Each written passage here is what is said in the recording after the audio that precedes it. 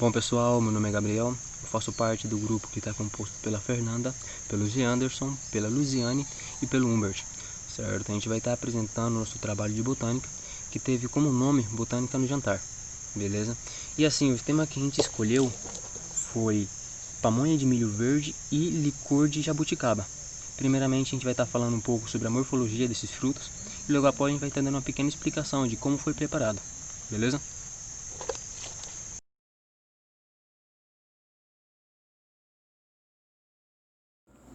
O nosso prato escolhido foi a pamonha, que tem como principal ingrediente o milho. O milho, ele pertence ao reino Plant, tem sua divisão por Magnolophyta, a sua classe é o Liliopsida, sua ordem é o Poales, pertence à família dos Poáceas, antigas gramíneas. Sua subfamília é a Panicoidea, o gênero Zia e a espécie Zia mais. É uma espécie anual, estival, cespitosa, ereta, com baixo afilhamento, monóico, monoclina, classificada no grupo das plantas C4, com ampla adaptação a diferentes condições de ambiente. Durante o crescimento e desenvolvimento do milho, é dividido em dois grandes estágios: o vegetativo e o reprodutivo. Os estágios vegetativos de desenvolvimento começam com a emergência e continuam numericamente com cada folha sucessiva até surgir o pendão. Os estágios reprodutivos são caracterizados pelo surgimento e desenvolvimento de grãos na espiga, embonecamento, bolha d'água, leitoso, pastoso, dente e maturidade. Os principais componentes de uma plândula de milho: envoltório da semente, pericarpo, composto por 5 a 6% do peso total da semente. Endosperma, amido, compõe 83% do peso total da semente e é composto de uma camada externa de amido rígido ao redor de um núcleo de amido interno maleável. Embrião, germe, compõe 11% do peso total da semente e consiste de uma plúmula, planta embrionária, e o esqueleto, folha da semente. Coleóptero, bainha de proteção que envolve o ponto de crescimento. Mesóctilo, primeiro internódio ou parte do como, entre o cotiledone e o primeiro nó. Radícula ou raiz primária.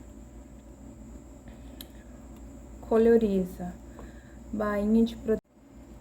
O milho é uma espécie anual, estival, cespitosa, ereta, com baixo afilhamento, monóico, monoclino. Classificado no grupo das plantas C4, com ampla adaptação a diferentes condições de ambiente. As espiguetas masculinas são reunidas em espígulas verticalmente terminais. O grão do milho é um fruto denominado cariópse, em que o pericarpo está fundido com o tegumento da semente propriamente dito. As espiguetas femininas se soldam no eixo comum em que várias raquis estão reunidas, no sabugo, protegidas por brácteas na espiga do milho.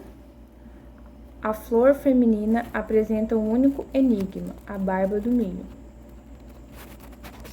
O grão de milho é utilizado principalmente para consumo humano e animal, sendo um alimento energético, pois o seu principal componente é o amido de milho. E o teor de proteína normalmente encontrado no grão está na faixa de 9 a 11%. Além de apresentar baixo teor, A qualidade de proteína é inferior à dos demais cereais. Olá pessoal, tudo bem?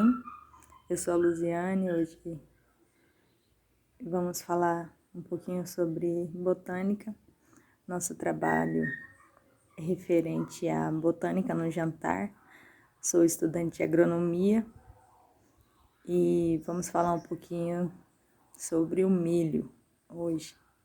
Algumas características dessa planta e, como minha colega já disse, além da pamonha, que é um dos quitutes que pode ser preparado com milho verde, também ele é uma fonte muito especial para muitos outros pratos.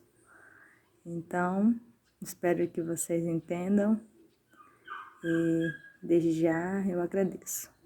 Bom, pessoal, estou aqui com uma espiga de milho na mão, mostrando para vocês que é dessa espiga que a gente faz a pamonha, o alimento qual a nossa colega pôde falar um pouco.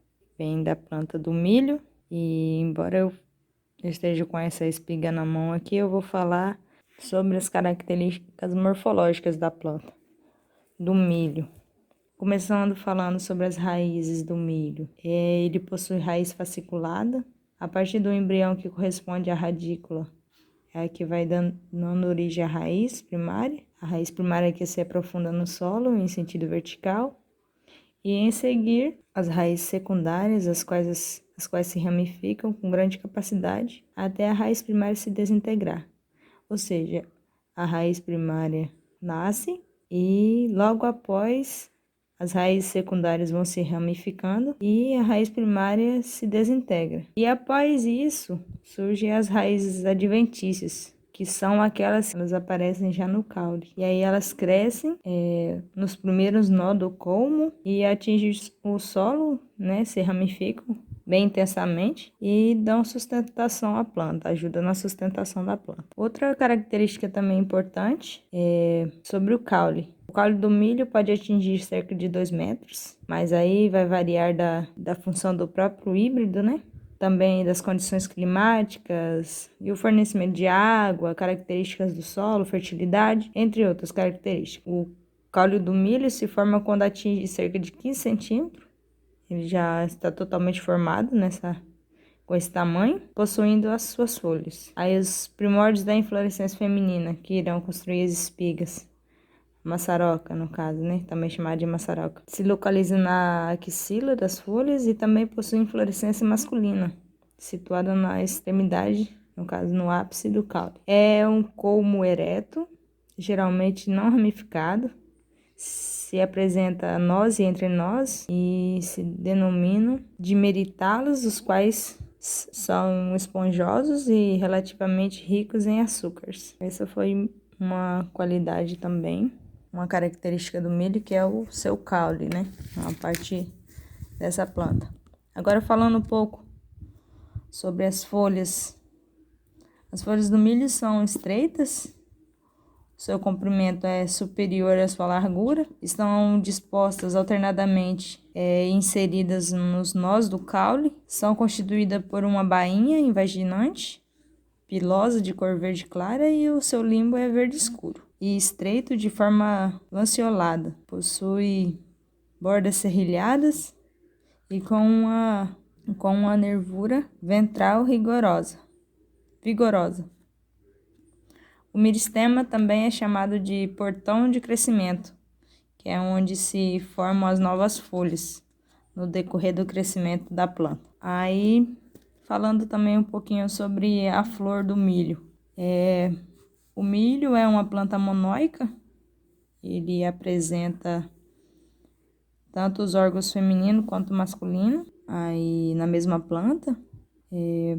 Em inflorescências diferentes, né? Os masculinos estão agrupados na panícula, também chamada de bandeira, no topo do colmo, e contém os estames envolvidos em algumas. E os femininos estão em espigas axilares.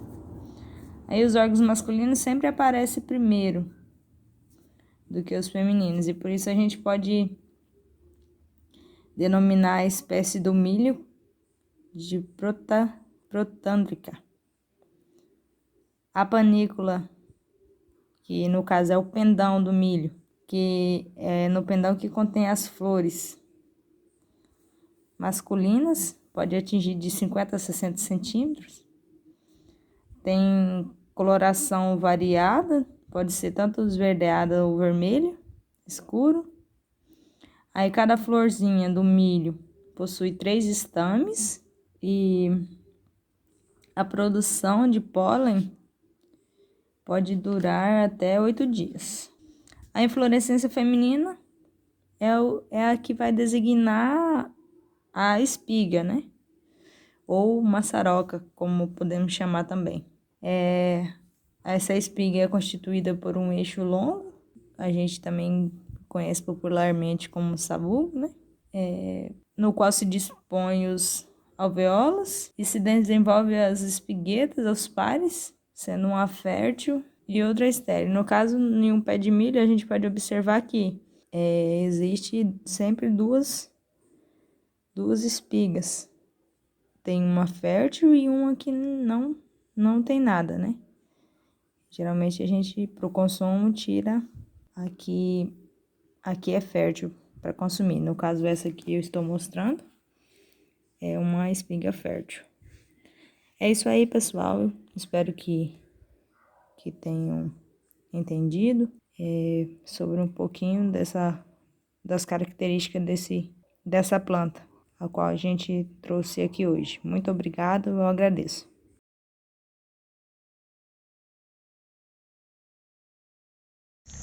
Jabuticaba. A jabuticaba, como todo mundo já sabe, é um fruto da jabuticabeira, certo? Ela também é conhecida pelo seu nome científico, a Pinea cauliflora. A jabuticaba ela é classificada principalmente em 3 espécies: a Myrciaria, a cauliflora e a trunciflora. Entre elas tem uma pequena diferença, principalmente no fruto, onde pode estar vendo a questão do tamanho, sabor e textura.